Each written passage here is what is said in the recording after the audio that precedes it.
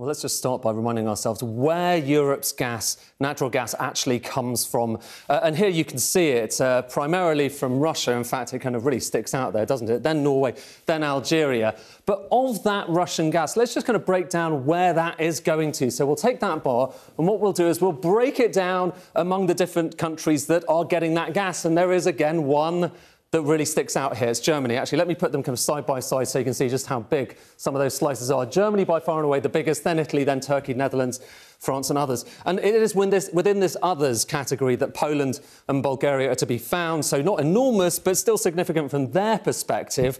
And what has actually happened here? Well, at the moment, those gas payments are going from Poland and Bulgaria to Russia in euros, and Russia has said no, we don't want it in euros, we want it in rubles as well. That's the symbol for the ruble, and Poland and Bulgaria have said no, and essentially that's what's caused a bit of a rise in the gas price. So this is the gas price in the Netherlands. It went up by about 20%, which is big by the scheme of previous years, but as you can see, we've had such a rocky ride recently in gas markets that isn't that enormous. Why is it not that enormous? Well, it's partly because people are looking at Poland and they're looking at charts like this one. This shows you the amount of storage that they have in Poland, gas storage in previous years. You can see it goes down in the winter and then up in the spring and the summer. And look at where they are this year. So that's previous years.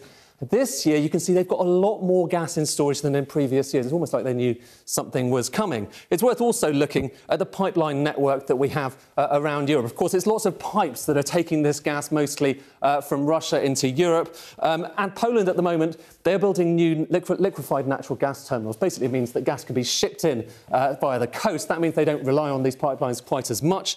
You've got, in Bulgaria, new pipelines coming in from Greece that are taking gas from Azerbaijan, so you're swapping Azerbaijani gas for Russian gas. And then there's a kind of broader point, which is about these pipelines. You've got, let's just focus on two of them. This is the Nord Stream pipeline. It takes gas directly into Germany. You've got the Yamal Europe. It's a set of pipelines taking it from Russia into Poland. And have a look at the flows in that Yamal set of pipelines. They've been really low recently, so Poland can kind of afford with having fewer gas coming out of Russia.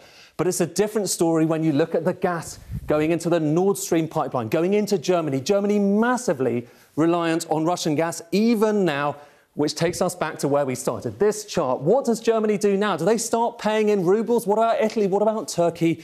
The next few weeks are going to be very interesting indeed.